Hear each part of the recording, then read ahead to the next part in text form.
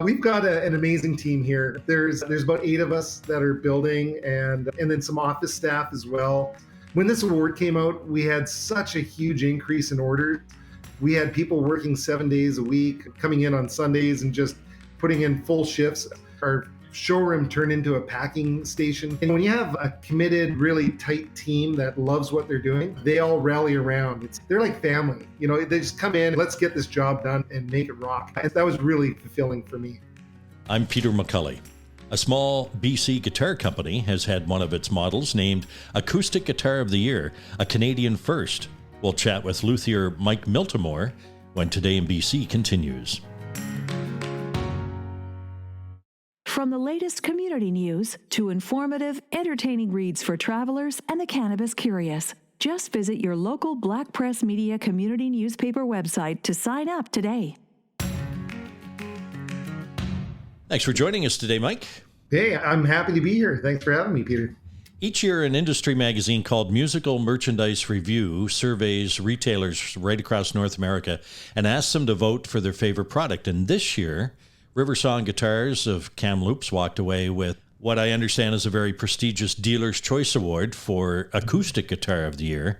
It's a pretty big deal to beat out guitar companies like Taylor and Yamaha and Martin.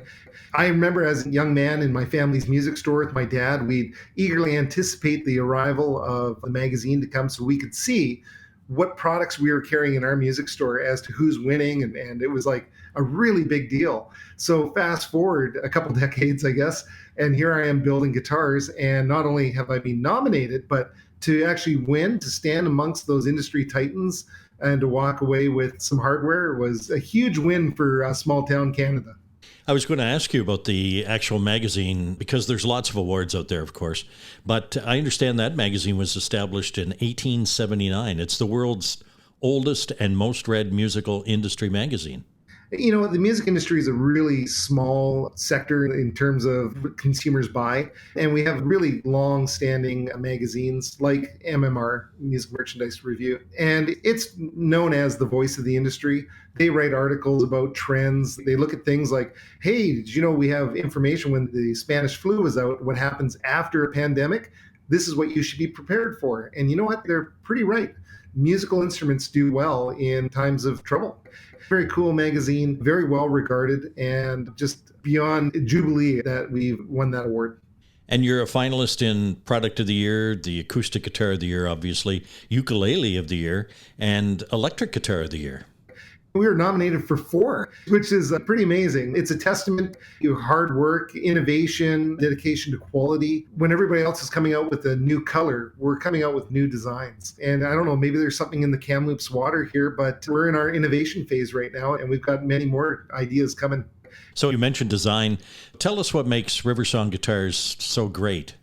I spent 6 years developing a new design. I had the altruistic goal of making a braceless guitar. And along that journey, I made a braceless guitar, but I also discovered that I could change the structure of what we know as the current guitar design, which was done in 1842. So we were able to update a 180-year-old design and basically put a bar essentially through the inside of the guitar, which took up the structure away from the resonant guitar top. That allowed us to use thinner woods, less bracing, but also allowed us to adjust the angle of the neck for string height and adjust the neck in and out of the guitar body itself to change the intonation, which is something that every electric guitar on the planet has, but no acoustic has. The original modern day acoustic guitar came out of Austria in the early 1800s. A couple decades later, Martin, who's known as the guy that designed the modern day acoustic guitar with the bracing system, the X bracing system, that was established in 1833 in New York. And the actual patent is from 1842. So that's 180 years of sameness. The Martin is a fantastic guitar, and they're great guys. They're super supportive of us. But I think they're so supportive because we're doing something different. We're not just copying them. Mike, you grew up in the music industry with your dad, Lee. Were you tinkering with guitars at a young age? You know, it's funny. My dad started tinkering with guitars before I was even a gleam in his eye. Him and his brother would try to make electric guitars after seeing the Beatles on Ed Sullivan. And they were so inspired. They started a music store and a guitar repair facility here in Kamloops that took our last name, Miltimore, and electronics, and it was Miltronics. And they would do electronic repairs. Dad eventually got into musical instruments. And then when I came along, I started working in the music store. And my earliest memories are working with my dad, either setting up, taping down cables for doing events or actually tinkering with guitars.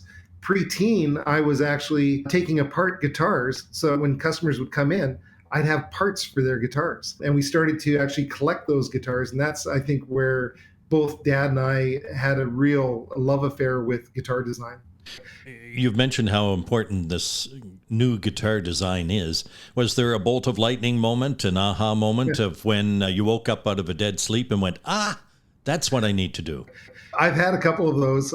The first one that woke me up out of a dead sleep at 3 o'clock in the morning was trying to figure out ways of laminating multiple pieces of wood and plastics together to make a pick that had the sound of wood, but the durability of plastic. I was laminating these pieces of wood together and trying to do it with heat and pressure. And I was building my own pressure and heat presses and stuff. And one morning I woke up at 3 o'clock out of a dead sleep and said, paper laminating machine. And I destroyed our paper laminating machine from our office, but that's how we built our first picks. But our aha moment really was 2011. I remember it clearly. It was December.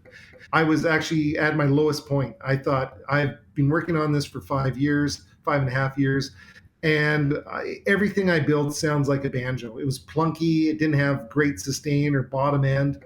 I thought, I've gotten to the point where I think it's the best I can make it. The last thing I can do is going to either be really great or it's going to destroy what I'm working on. And my wife, Monica, actually said, you have nothing to lose. Go into the store and work on it. It was a Sunday. I brought my dog in and I unshackled the guitar. It was my Forrest Gump moment when he starts to run and the shackles fall off and he just runs. That was my aha moment with the guitar design. I basically discovered that I can integrate the structure straight from the end block of the guitar. And that really opened up the world for us. And within 2 months, I had the prototypes all built. I had our website designed and we were starting to sell guitars. Run, Mike, run. Run, Mike, run, yeah. I'm on your website looking at the design of the guitar, and I see there's an extra hole in this guitar. You call it a side monitor port. I guess it's like having an onstage monitor. It really is. Now, that's not my invention. We got to remember that we came out of the boutique guitar building world. A lot of individual luthiers that would build, that's what we were doing before we came out with our adjustable neck system. And everything was kind of like all these roads coming up to a point. One of those roads was boutique guitar building. So having a side port in a guitar does a lot of things to the sound of the guitar. It breaks up the Helmholtz resonating frequency, which is like a wine bottle. When you blow in it, it resonates at one frequency. Guitars can suffer from that really bad, and you have a very uneven response from string to string. So by putting that hole in the side, you get more energy up to the player, but it also breaks up that resonating wolf notes that violin players call it. The other thing that's unique for ours is the placement. It's right by the bridge plate. So you're getting the high frequencies and everything. So it's very natural sounding. And a lot of people actually mic our guitars from the top instead of the front. One customer said, is this how you get your guitar picks out? Yes, because you tend to lose those damn things. Yeah. RiverSong guitars have been showing up across the world, really, in the hands of artists like Jim Cuddy of Blue Rodeo, Trace Adkins, probably the tallest guy in country music, Priscilla Block, who's come out of YouTube. She was quite hot on YouTube, and now she's doing it. And Eric Church, who, of course, has been winning awards for quite a few years now. How does it make you feel when you see your guitar in the hands of those kinds of artists? It's what every guitar builder wants. They want to see their guitars being used. As important as it is for big names to be playing our guitars or touring with our guitars, I think I get equally excited about people starting out playing our guitars, learning how the excitement of discovering something new, or just quite frankly, we used to build heirloom guitars where it would be a Peter model and this guitar was your guitar, you played on it, and must be kept in the family. That is what really pulls on my heartstrings and what I think a guitar is all about. Of course, we build the guitars to be on the biggest and best stages of the world, but to be a cherished instrument that gets handed down from generation to generation, that's the most exciting part for me. I understand you built a guitar for, wait now, I wrote his name down here. Paul McCartney. Yeah, who's that? Yeah, we designed the guitar and built it. We put all of his number one hits around the inside kerfing unit of the guitar. We wrote "Thank you for your music" on the inside, and my dad wrote a special note, remembering that he was really inspired by the Beatles as a young man. I think he was 9 years old when they first played on the Ed Sullivan Show, and it changed the trajectory of his life and my path for sure. So yeah, that was a very big honor to be able to build a guitar. And we used the best woods from British Columbia for that. We sourced some old growth Sitka spruce from the northern area of Vancouver Island, which the weight of the trees really actually flexes on the grain and gives it a pattern that's very, very unique. And we had some of that. We also put in quilted maple on the back and sides on that particular guitar. We called it our artist guitar for many years. It's now available in our custom shop, but a couple of years ago, I was actually able to build a guitar for Prince William as well. And that's the same woods I used for that guitar. When Today in BC continues, Mike Miltimore talks about sourcing the wood for RiverSong guitars and their instrument lending program. Hey, it's the Moj, Bob Marjanovic. Join me on the Moj on Sports podcast on Black Press Media at todayinbc.com. Listen into conversations with well-known athletes and celebrities as we look behind the scenes at these successful people. Listen in to the Moj on Sports podcast on todayinbc.com. You'll also find the Moj on Sports podcast on iTunes, Spotify, Amazon, iHeart, YouTube, and Google Podcasts, as well as mojonsports.com. I'm Peter McCully. Today in BC is a Black Press Media podcast. Mike, as you started to talk about, I understand all of the wood used in RiverSong guitars is sourced from BC. When I first started, the thing that was really important to me was what does a guitar look like that was built from around Kamloops? And that means using a local domestic wood. So I would go into a lot of the resaw mills. And one thing that I have really going for me is that the Pacific Northwest is famous worldwide for its tone woods. Our woods are the best in the world for our maples, our spruces, our cedars, even our black walnuts. So for me, I would go into these resaw mills. They'd be excited about showing me the latest Indian rosewood that they got in from India because they traded it for some Sitka spruce from BC. And I was like, no, don't show me anything unless it's domestic woods. And I kept hammering that to them for 3 or 4 years. So we came up with a guitar that was completely made out of spruce, like the sides and the backs and the top, which meant that they had to custom mill wood for us. And then when we'd have customers that wanted something that had some exotic woods to it, I had to beg them to show me some Indian rosewood or ebony, that kind of a thing. But yeah, domestic woods is really near and dear to my heart. I believe that we have some of the best woods, and we don't have to have mahogany and rosewood and ebony. That also makes it so it's better for shipping around the world and makes our guitars really unique looking as well. You talked about the different kinds of wood, both what you can find in British Columbia and further afoot. Is there a difference in how humidity affects the different woods? Because I know for folks who play guitar that something that they watch a lot is the humidity of where they store their guitar. This is an interesting question. We're in an extreme environment worldwide when you consider everywhere else. We get super dry down to 8-10% relative humidity, and we can also be very humid. So we have these wild fluctuations in humidity, but also in temperature, minus 40 to plus 40. It's craziness on a little thin wood instrument. So humidity is really an important factor for Canadians. We build at 40% relative humidity, and it's recommended to keep your guitar in your house at 40% relative humidity. If it gets too dry, things shrink, and you've got different pieces of wood going against grain.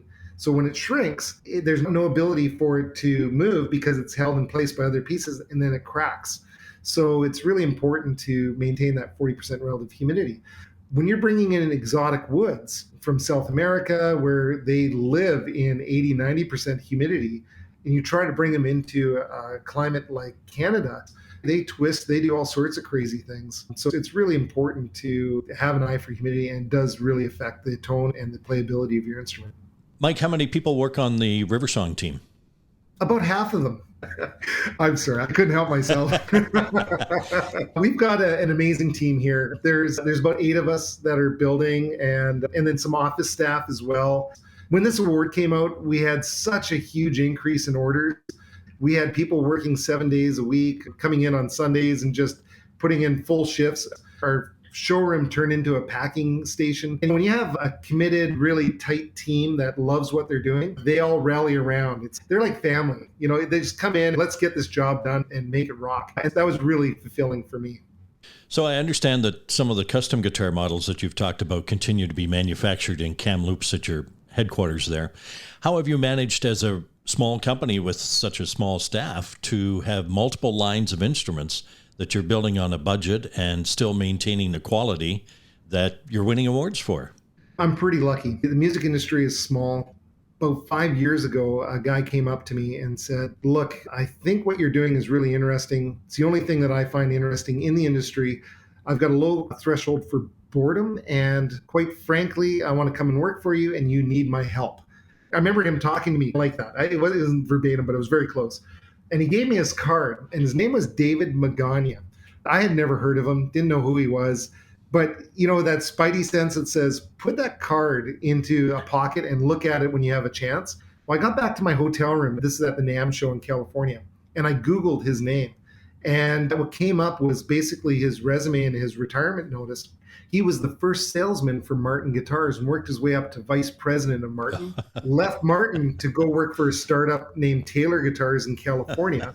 Him and his wife, when he retired from Taylor, they were doing $140 million in sales, and he was the sales manager for the company. And he went on to work for PRS, any company that's had any kind of huge success, this guy's been involved with, and his stories. He was 80 when he came and worked for us. He was just absolutely amazing. And he gave us the vote of confidence, which was really great, because we had already had distribution in Europe and North America. But he also gave us a lot of knowledge of what to do and what not to do, where our problems were. And I've seen this before, that kind of a thing. What he did is he said, you need to really diversify your supply chain. We had conversations about what was important to us. And I said, I really love building and creating and making custom guitars. We have a studio line of guitars we call the G2 series, which actually qualifies for a product of Canada, whereas it has to be 98% made here in Canada and from products from Canada, which that guitar qualifies for. So those things are really important to me. But my guitar design is also really important for beginners because it allows you to be able to adjust your guitar so it doesn't hurt your fingers, but also for professionals that need to be able to adjust their guitar for different humidities. So he said to me that you've got a supply chain issue and you need to diversify your supply chains. So we went on about a year-long journey trying to find a partner manufacturer. We chatted with some guys in Quebec. We chatted with some US companies that had manufacturing capacity in Mexico. We had some products made from Korea. And we ended up selecting different factories to supply different parts for our guitars. So on some of our models, some of them are assembled here in Canada. Some of them are made in Canada with imported parts, but everything goes through the lens of Kamloops and goes through our hands. So we can do the final QC and making sure the frets are all done properly, because that's a huge issue. So that's how we've been able to scale. Sadly, David McCully passed away a couple of years ago, but he made a huge impact on our company and really set us up for success for when something like this award happened. So we've talked a lot about the design of guitars and where you source your materials and the people that work with them and David's story. The other end of guitars, of course, is music. It's such a strong force in our lives, whether you make it or you listen to it. And it all accomplishes the same thing, I think. When I heard about your lending program with the local library, I thought, now there's a guy who knows how to start to affect some positive change in his community. So tell us how the program started and how it works. In life, you have certain things that you can help people with. Some people have lots of money. Some people are amazing. My mom is an amazing cook, and she likes to gather people around. She's a center cog for everybody. She's always got a dozen people around for dinners, that kind of a thing. Her gift is love and food. It turns out that I've realized that my gift is guitars and the gift of music. So when I realized that, I was coming back from a trip from, I think, Europe. And one of our local councilmen were waiting for the plane to come from Vancouver to Kamloops. And Arjun Singh is his name. And he said, hey, Mike, you need to meet Judy Moore. She's the head person with the Thompson Regional Library Program, the TNRL, Thompson Nicola Regional Library. You guys have the same kind of energy. So we started talking. When you have a friend and you spitball an idea and they go, oh, yeah, that's great. Here's this idea. And the next thing you know, we came up with this plan to partner up, to be able to lend out guitars to anybody that has a library card. And that gives access to music, to quality guitars, to anybody and everybody. And so we jumped at the opportunity. The library jumped at the opportunity. And we've just recently expanded, because it's their most popular program they've ever had, to add ukuleles to the lending program as well. There's plenty of research that talks about how music or guitars save lives. Sean McCann from Great Big Sea does a wonderful talk about his guitar and how he went through alcoholism and all sorts of different problems. His guitar was the thing that he confided with. He wrote songs about it. He does speeches to people about his guitar and what it means to him. I hope that these guitars that are being lended out, which there is a waiting list for, get used for what they are, is things to create a passion and hope and dreams. For our podcast listeners who have not heard one of your guitars, perhaps you could share something with us. We could listen in. I've got some great people that have some really amazing chops. This song is an original by Jeremy Nishaw. Jeremy Nishaw was a young man that came and took music lessons from our music store. His dad has been a longtime customer, bought one of the very first RiverSong guitars. And Jeremy Nishaw has blossomed into this really diverse player, and we use him for all of our demos on our website. So this song that he's playing is a finger-picking song, and he's just such a wonderful, humble guy and a great musician, and I think you're going to really enjoy this.